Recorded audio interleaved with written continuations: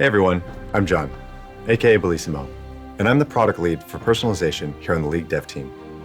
Today, I'd like to share some of the behind-the-scenes reasons for the choices we've made over the last year, as well as talk a bit about some of the things that we've got in store for you in 2020. As each year passes by, the number of champions in League continues to grow. With League nearing 150 champs now, it's getting more and more difficult to make skins for all of our champions. On top of that, we often prioritize popular champions with larger audiences. We do this because our goal is to delight as many players as we can and support our business through the next 10 years of League. Reasons aside though, it sucks to have to wait years for a skin for your favorite champion. In 2018, we shipped just over 80 skins to players, and in 2019, we broke the 100 mark. This year, we're trying to push past 120 skins. So, what are we doing with those extra skins in 2020? We're going to be hitting up a lot of the champions that haven't seen skins in a while.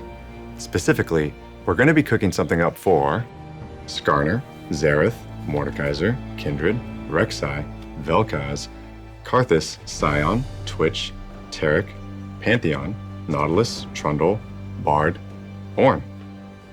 And yeah, Taliyah. This means that we're going to be making skins for a lot of our most popular champs as well, like Lux, Ezreal, Ahri, and Kai'Sa. These skins reach a huge number of players and directly fund our ability to make skins for champs with small but dedicated player bases. As we increase the amount of skins that we make over time, one of our hopes is that champion mains can count the time since they last got a skin in months instead of years. Since we're developing more skins than ever this year, we're also going to spend some time exploring new creative thematics. Today, there are only a few thematics that are universally loved across all regions. And while there are some standout hits, there are also thematics that you've shown us that you're just not that excited about anymore. This comes through loud and clear through a variety of different signals. Players purchase these skins far less than others, and even those who do purchase them don't use them that much in-game. We also survey players around the world to make sure that your opinions match the signals that we're seeing. No, this doesn't mean that we'll never do a Snowdown skin ever again, but it does mean that we need to take the time to understand why most players didn't like it and find new creative ways to approach these themes so you will be excited about it next time. High Noon is a great example of how we can breathe life and depth into an old thematic, and we want to do more of this in the future. If you have any suggestions or ideas for new themes you'd like to see in League, or ideas for a new take on an older thematic, let us know.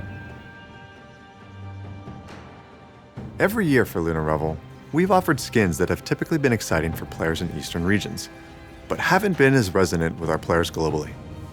This year, we wanted to try something different that could hopefully excite players everywhere. Our vision for this new thematic was to create a new take on a well-loved sci-fi fantasy by bridging Eastern and Western inspirations. So we created Mecha Kingdoms, a legendary sci-fi universe where the greatest heroes from warring kingdoms unite against a monstrous threat by piloting giant mechs.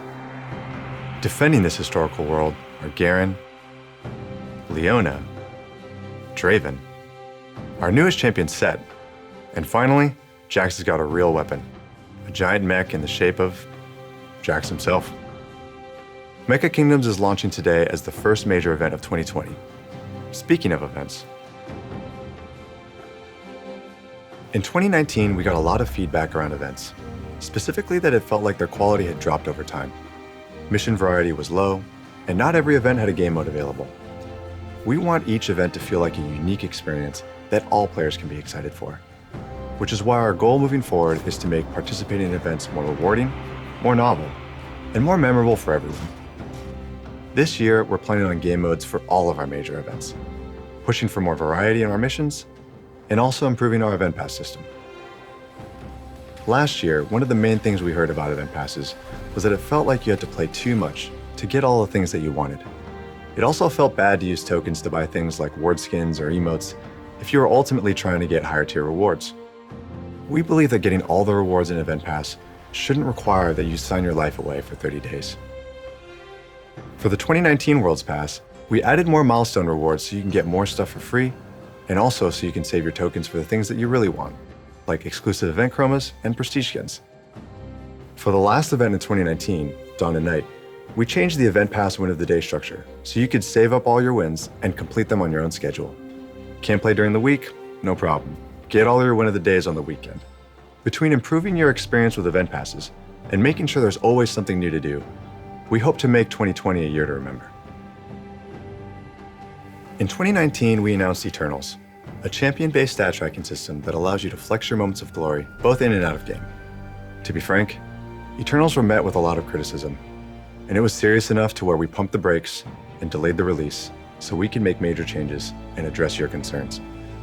We heard feedback that Eternals shouldn't be an RP-only feature, and that you should have a way to earn them, not just buy them. We want as many players as possible to experience Eternals without having to spend money. So we've developed a new starter series that is available for Blue Essence or RP permanently. This set will track your takedowns, structures destroyed, and epic monsters slain for each champion you pick up the starter series for. Also, in a post-launch update, we'll add Eternals that can be earned via ranked splits, providing a path over time to earn every Eternal series in the game without spending RP. We've also heard a lot of feedback from champion mains on our unique Eternals, with many of our initial versions feeling too generic or focused on the wrong parts of a champion's kit. Our goal is to create skill-expressive and memorable stats that you're stoked to show off. So in the latter half of 2019, we worked with players on PvE to hear what kind of Eternals you wanted to see. As a result, unique Eternals now track more complex and interesting stats, like how many skill shots you've dodged with Vlad's pool. So whether it's showing off how dedicated you are to the devil himself, or how good of a Freljordian sniper you are, we hope Eternals really capture the highlights of playing your favorite champions. It's your feedback that helped our designers and team find new and interesting stats to track, so please keep letting us know what types of things you'd like to see Eternals track moving forward.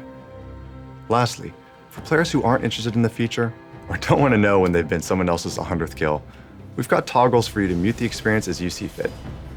We hope that you like the changes that we've made to Eternals, and look forward to its release early this year. Before we go, we wanted to let you know that there are a few new types of content that we're experimenting with. And while we're not really ready to show anything yet, expect to hear something from us later this year. We can't wait to announce them.